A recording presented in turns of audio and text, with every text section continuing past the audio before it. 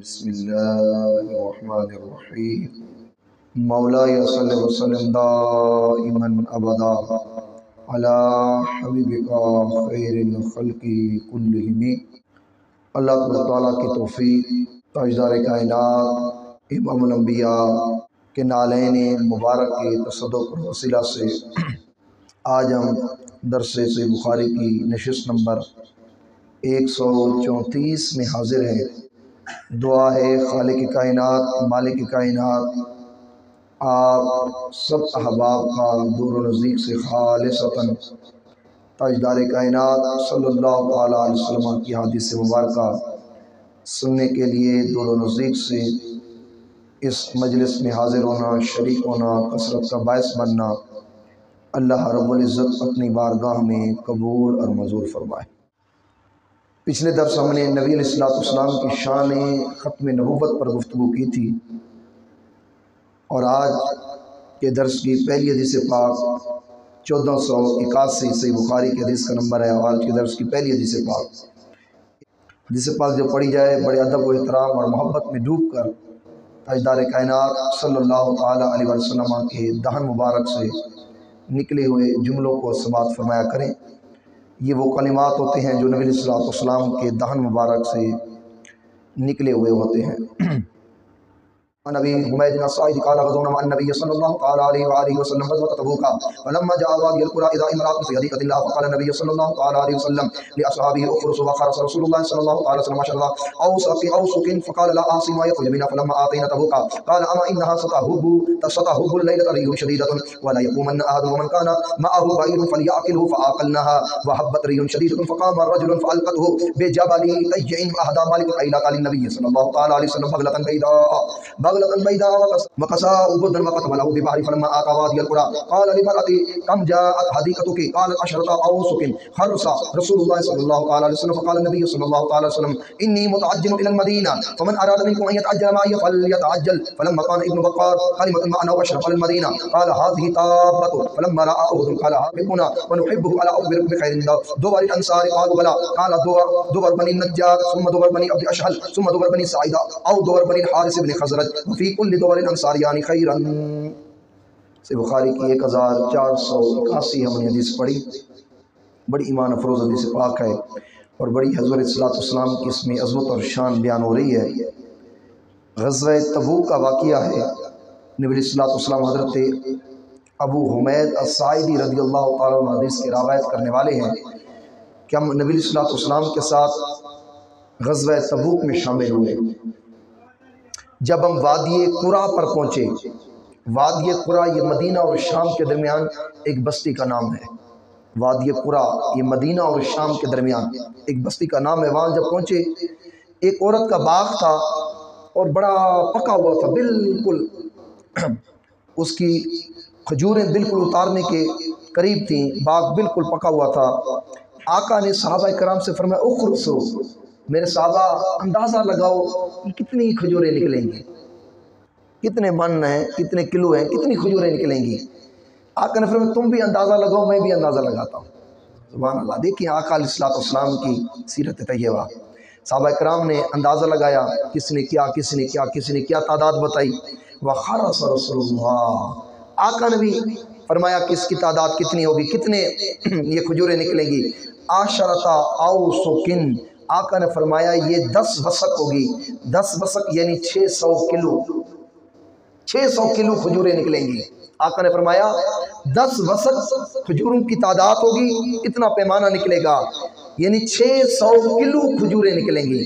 آقا نے یہ فرمایا۔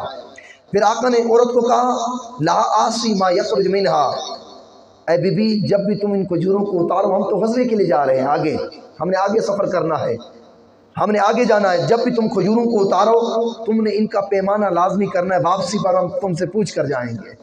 ہم نے اپنے اندازے لگا لیے ہیں، تو اس کا تم نے احصیہ، اس کا تم نے پیمانہ لازمی کر کے رکھنا ہے۔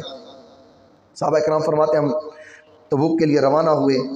آقا علیہ السلام آتینا تبوکا، جب ہم تبوک کے مقام پر پہنچے، صحابہ کرام فرماتے ہیں تبوک کے مقام پر پہنچے تو آقا نے فرمایا انہا ستحب اللیلۃ ریح شدیدۃ، میرے صحابہ سنبھل جانا، ابھی رات کے وقت بڑی شدید قسم کی اندھیری آنے والی، آندھی آنے والی ہے۔ قربان جائیں حضور کے علم غیب پر۔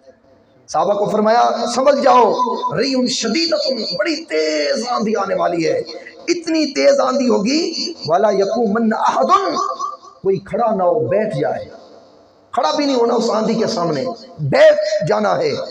اور جس کے پاس کوئی اونٹ ہے فَلْيَعْقِلْهُ، اس اونٹ کو نکیل لگا کر درخت کے ساتھ باندھ دے۔ سواریوں پہ احتیاط کرو، اپنے آپ کو محفوظ مقام پر جو ہے منتقل کر دو، اور کھڑا بھی کیوں نہ ہو اس ہوا کے سامنے۔ صحابہ کہتے ہیں آقا کے فرمان نے کی دیر تھی فَعَقَلْنَهَا، ہم نے سواریوں کو نکیل ڈالی، باندھ دیا۔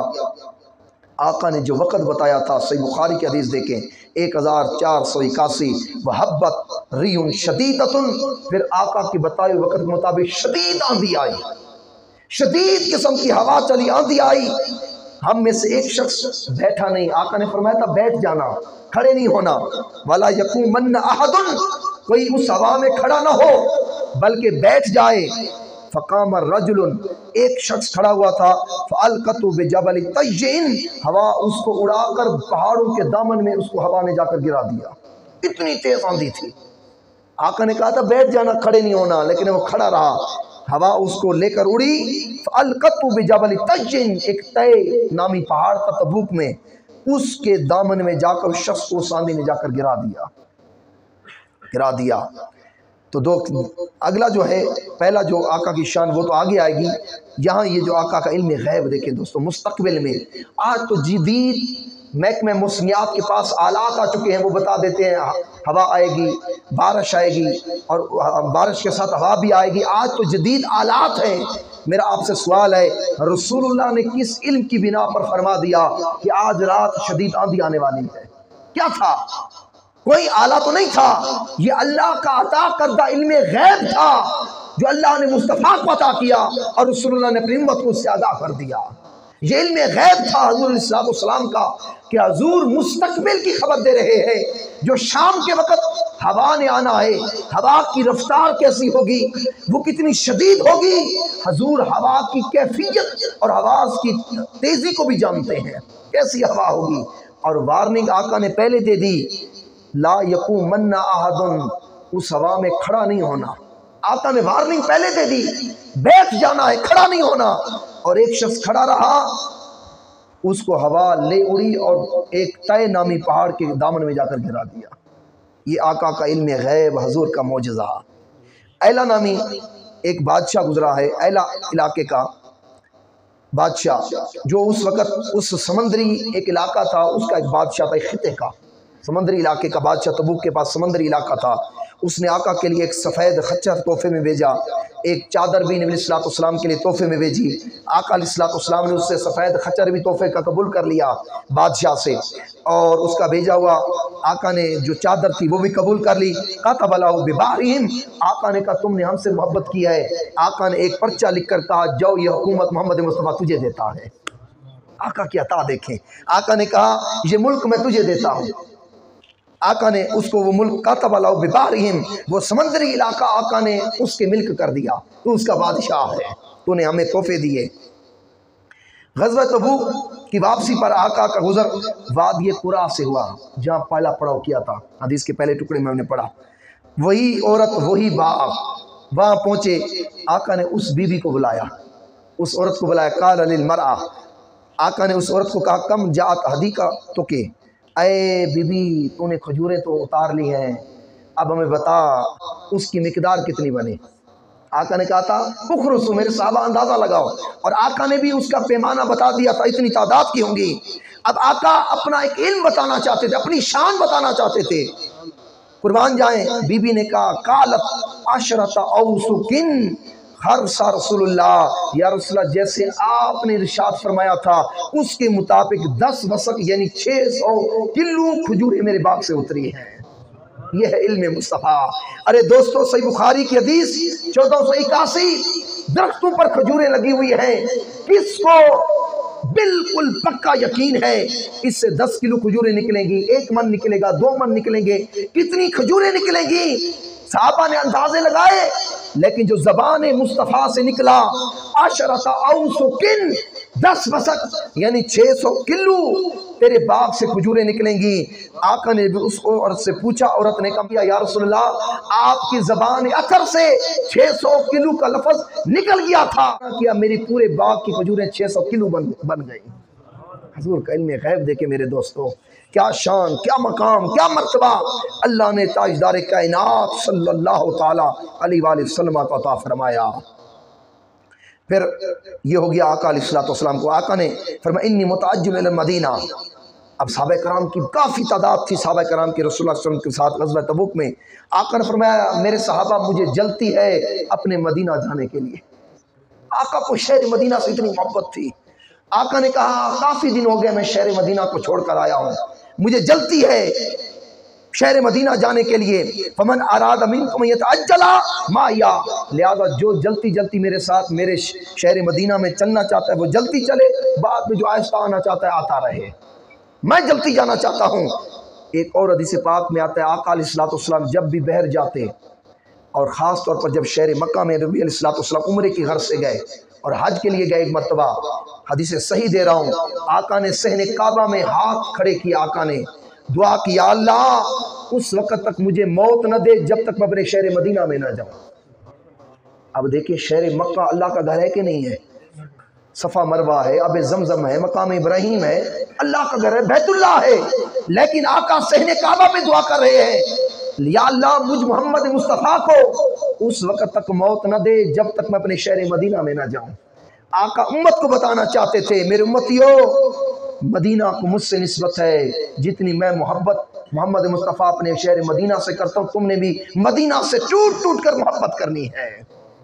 اس لیے تو صحیح بخاری میں ہم نے وہ درس ہمارا گزر چکا ہے، سیدنا عمر فاروق رضی اللہ تعالیٰ عنہ کی جب شہادت کا وقت آیا آپ دعا کیا کرتے تھے اے اللہ ورزق شہادتی فی سبیلی وفی بالد رسولک، یا اللہ دو چیزیں تم سے مانگتا ہوں، عمر کو موت تو ویسے ہی آنی ہے، ایک تیری راہ میں شہادت کی موت آئے اور دوسرا کہیں اور نہیں شہر مدینہ میں آئے۔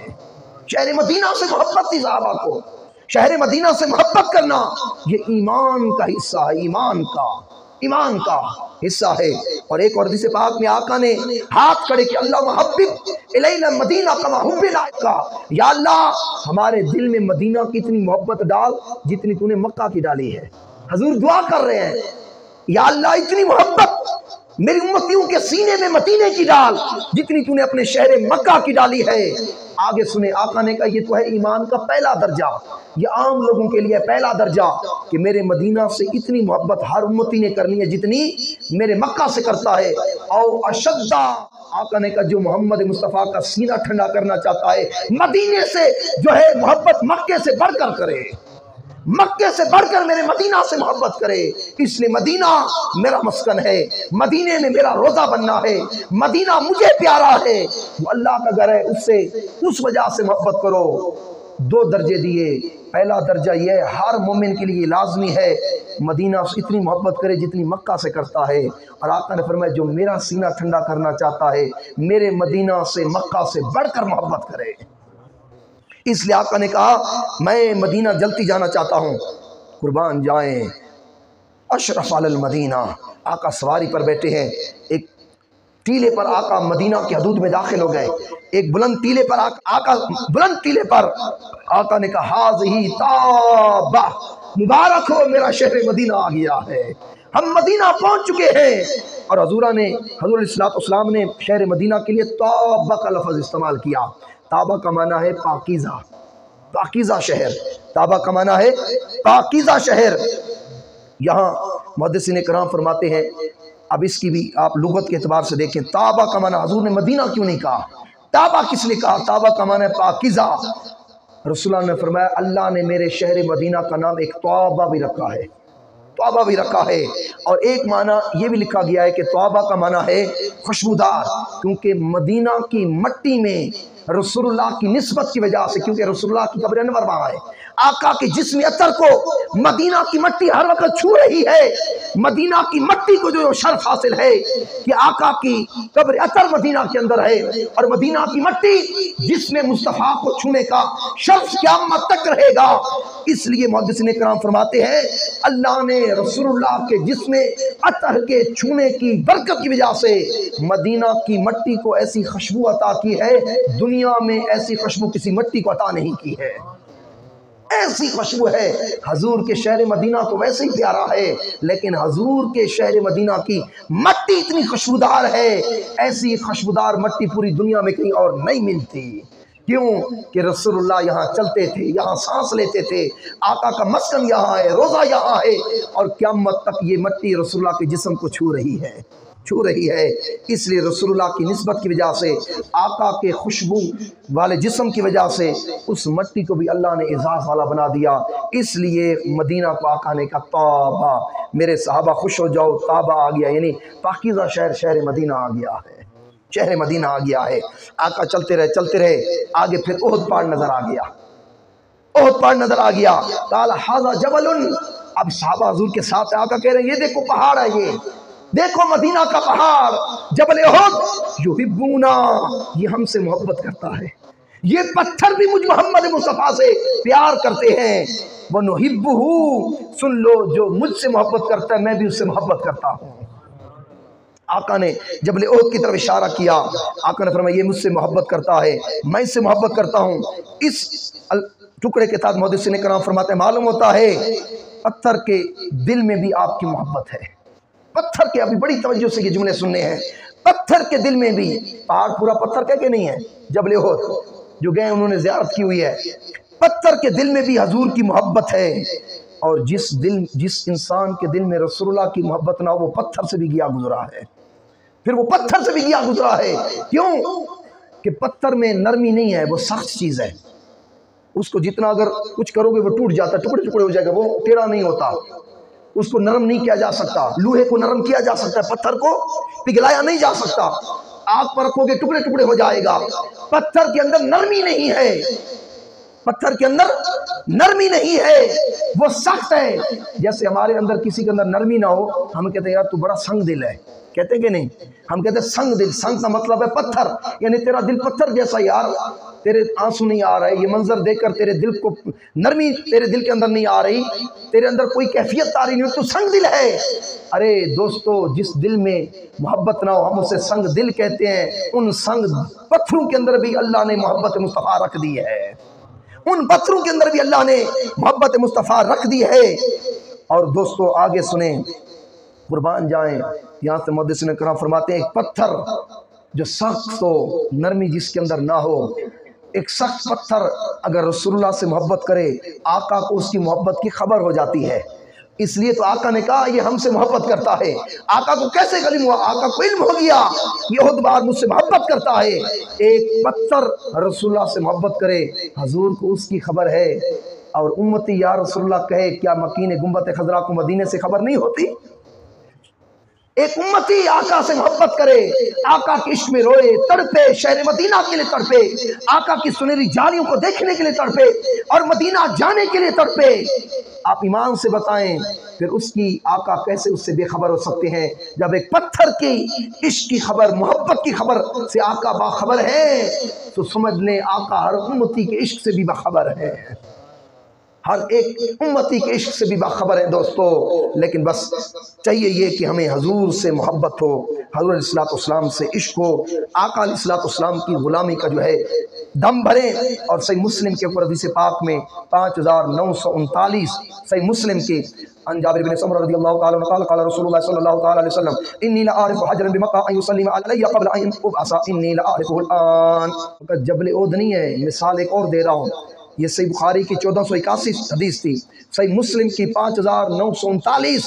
हज़रत जाबिर बिन समरा फरमाते हैं आका ने फरमाया मक्का में एक पत्थर ऐसा है, एक पत्थर ऐसा है, मेरी इलाने नबुव्वत से पहले भी वो मुझ पर सलाम भेजता था। मैं उस पत्थर को आज भी पहचानता हूँ, आज भी उस पत्थर को उन हजारों लाखों पत्थरों में से पूरा शहर मक्का पहाड़ का है, पहाड़ है, हर तरफ पहाड़ ही पहाड़ है। पहाड़ों के अंदर कितने पत्थर होते हैं। आका ने कहा मेरी इलान नबुव्वत से पहले जब भी मैं उस पत्थर के पास से गुजरता था वो पत्थर कहता था अस्सलामु अलैका या रसूल अल्लाह, अस्सलामु अलैका या रसूल अल्लाह। अरे ये है इश्क मुस्तफ़ा, ये है मोहब्बत मुस्तफ़ा। आका से मोहब्बत अगर पत्थर भी करे और वो भी बोल उठता है अस्सलामु अलैका या रसूल अल्लाह, वो भी रसूल पर सलाम भेजता है। और आका उससे बेखबर नहीं। आका ने कहा इन्नी लारिफुल आन, अभी भी मैं उस पत्थर को पहचानता हूं जो मुझ पर सलाम भेजा करता था। इसलिए आका पर दुरूद पढ़ा करें, सलाम आका पर भेजा करें। अस्सलातु वस्सलामु अलैका या रसूलल्लाह व अला आलिका व सहाबिका या सय्यदी या हबीबल्लाह। आका को पुकारा करें इस नीयत से या रसूलल्लाह मक्का के पत्थर के सलाम को आपको इल्म था, हमें हमारा ईमान है, हमारा यकीन है, हमारा ईकान है। और हमारा ईमान कहता है हम जिधर से भी आपको सलाम पढ़ रहे हैं आप हमारे सलाम को कब्र अनवर में सुन रहे हैं। एक उम्मती पढ़े फिर आका कैसे बेखबर हो सकते हैं। सही मुस्लिम की मैंने हदीस दी, आका अलैहिस्सलाम तो उस पत्थर को भी जानते थे जो आका पर हर वक्त जो है आते जाते आका अलैहिस्सलाम पर दुरूद व सलाम पढ़ा करता था, आका अलैहिस्सलाम पर दुरूद व सलाम पढ़ा करता था। तो इसलिए दोस्तों आज एक ही दर्स हदीस पाक हमने बयान की, एक और हदीस पाक थी, वक्त उसके लिए दरकार है क्योंकि वक्त हमारा पूरा होने जा रहा है। तो दोस्तों हर इतवार आया करें। ये आका अलैहिस्सलाम की ईमान से बताएं कैसी आज अजमत की बातें आपने सुनी, कैसी मुजज़ात की बातें, कैसी शान की बातें, और वो भी सही हदीस पाक से, सही हदीस पाक से कैसी अजमत की बातें आपने सुनी। आज पुरफितन दौर है, आका अलैहिस्सलाम से मोहब्बत का दम भरें, आका अलैहिस्सलाम से इश्क दम भरें। हजूर की मोहब्बत ऐसी शय है कि इस पुरफितन दौर में इंसान को सुकून का काम देती है। मोहब्बत रसूल ऐसी शय है। आंधियां चले फितनों की, आंधियों में चिराग अगर आप रखें हवा में, मोमबत्ती जला, ईमान से बताएं मोमबत्ती हवा में बुझ जाएगी या जलेगी? बुझ जाएगी। लेकिन ये हमारा ईमान है जिसके दिल में इश्क मुस्तफ़ा की शमा जल जाती है और जो हजूर के लिए मरता है, जीता है, हर वक्त आका के तस्वुर में रहता है और आका की सीरत पर, सुन्नत पर, उसवा पर अमल करता है। जितनी भी फितनों की आंधियां चलें इश्क मुस्तफ़ा का चिराग नहीं बुझता, वो जलता रहता है, वो जलता रहता है। इसलिए सुकून चाहते हो पलटो मुस्तफ़ा की गुलामी की तरफ, और कहीं सुकून नहीं है। एक मुस्तफ़ा की गुलामी है जहाँ अल्लाह ने सारे सुकून जमा कर दिए हैं। अल्लाह को हम में से किसी ने नहीं देखा, ना हमारे बाप दादा ने देखा, ना परदादा ने देखा, हमारी नस्लों में से अल्लाह को किसी ने नहीं देखा। देखा है तो आमना के लाल मोहम्मद मुस्तफ़ा ने शब मेराज देखा है। हम में से कोई अल्लाह की मजलिस में नहीं बैठा। कोई है ऐसा दावा करने वाला, माँ कहे मैं हज के लिए गया था, मैंने खाना काबा में अल्लाह को देख के आया। कोई कहता है? हाँ, आने वाले ये कहते हैं यारो मैं जब सलाम पढ़ के आया मस्जिद नबी में आंख लगने की देर थी, मुस्तफा का दीदार हो गया। आने वाले ये कहते हैं मुझे आका का दीदार हुआ, आका के चेहरे अक़दस की ज़ियारत हुई, रसूलुल्लाह की ज़ियारत हुई। कभी किसी एक हाजी ने कहा हो मैं आया मुझे अल्लाह का दीदार हुआ। अल्लाह ने अपने आप को पर्दों में छुपा रखा है। अल्लाह ने दिखाया है तो अपना हबीब उम्मत को दिखाया है। जलवे कराए हैं हबीब के करवाए हैं, कचहरी में बिछवाया है तो हबीब की बिछाया है। इसलिए दोस्तों अल्लाह को पाना चाहते हो, अल्लाह का कुर्ब चाहते हो, रजा चाहते हो, अल्लाह तक पहुंचना चाहते हो, कोई और वसीला नहीं, एक वसीला है वो ज़ात मुस्तफ़ा है। बस आज के पुरफितन दौर में अल्लाह को पाना चाहते हो तो रसूलुल्लाह से जुड़ जाओ, रसूलुल्लाह से मोहब्बत करो, आका की मोहब्बत का दम भरो, फिर देखो कि आका कितना करम फरमाते हैं। इसलिए आखिरी बात करके आला हज़रत इमाम इश्क मोहब्बत, अब एक हवाला देता चलूँ। मैंने कहा जो भी जाता है कहता है मैं रसूलुल्लाह के दीदार करके, अल्लाह के दीदार का ईमान से बताएं। आज तक किसी हाजी ने कहा मैं अल्लाह को देख कर आया, लेकिन खुश नसीब होते हैं जिनके वहाँ मुकद्दर जाते कहते हैं मुझे भी रसूलुल्लाह की ज़ियारत हो गई, आका का दीदार मुझे हो गया मदीना के अंदर। आला हज़रत जाली के मुबारक के सामने जाते हैं कहते हैं या रसूलुल्लाह हर कोई मदीने की ज़ियारत करने के लिए आता है, आपके रोज़े अतर की ज़ियारत करने के लिए आता है, आपकी सुनहरी जालियों को छूने के लिए आता है। मैं आपके दर का गुलाम आपके चेहरे को तकने के लिए आया हूँ। वो सुए लाल हज़ार फिरते थे, ये आपने नात लिखी, तेरे दिन ए बहार फिरते हैं, कोई क्यों पूछे तेरी बात ए रज़ा, तुझसे कुत्ते हज़ार फिरते हैं। پھر جب کئی دن آقا کا دیدار نہیں ہوا، پھر یہ نعت لکھی، اپنے آپ کو مخاطب کیا، اے احمد رضا، تو رسول اللہ کا فقط دعوے دار نہیں ہے محبت کا، اور فقط تو دیدار کا دعوے دار نہیں ہے، یا لاکھوں ہزاروں رسول اللہ کے دیدار کے طالب پھر رہے ہیں، ہر ایک چاہتا ہے مجھے رسول اللہ کا دیدار ہو۔ آقا علیہ السلام پردہ ہٹائیں اور آقا کا ہم جلوہ کر لیں، آقا کا جلوہ کر لیں۔ تو دوستو اعلیٰ حضرت علی علماء کو پھر آقا علیہ السلام کا دیدار بھی ہوا۔ آقا علیہ السلام نے اپنے فیض سے پھر میرے علی شاہ صاحب کو جیسے دیدار ہوا، کتے میرے علی کتے تیری ثنا، مشتاق تھی کتے جال لڑیاں۔ پھر جب پردے ہٹے آقا کا چہرہ سامنے آیا، کہا سبحان اللہ ما اجمل کا ما احسن کا ما اکمل کا، کتے میرے علی کتے تیری ثنا، مشتاق کی کتے جال لڑیاں۔ آقا کو دیکھ کر کہا سبحان اللہ ما اجمل کا، یا رسول اللہ آپ کتنے حسین ہیں، ہم تو فقط پڑھتے رہے، آپ حسین تھے، ما اجمل کا، پڑھنا اور بات ہے، آنکھوں سے دیکھنا اور بات ہے، ما اجمل کا ما احسن کا ما اکمل کا، کتے میرے علی کتے تیری ثنا۔ دوستو چاہتے ہو کہ رسول اللہ کرم فرمائے، جھولیاں بھرے کرم سے، دیدار سے، آقا سے جڑ جائے، یہی تمنا ہے میری۔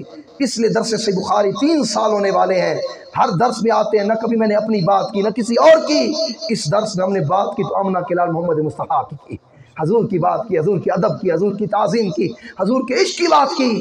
اس لیے جوانوں آج کی کامیابی کسی اور شے میں نہیں، رسول اللہ کا فقیر اور منگتا بننے میں ہے۔ اللہ آپ سب احباب کانا قبول فرمائے۔ وما علینا الا البلاغ المبین۔